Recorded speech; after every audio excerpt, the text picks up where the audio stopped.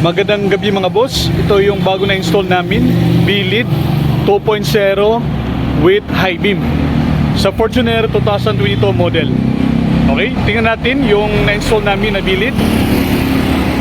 Okay, ayan po.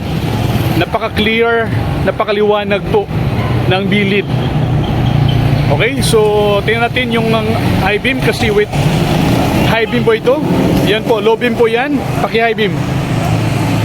High beam. Low, high beam.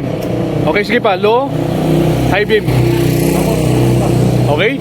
So yan po, napakaganda po ng BI-LED.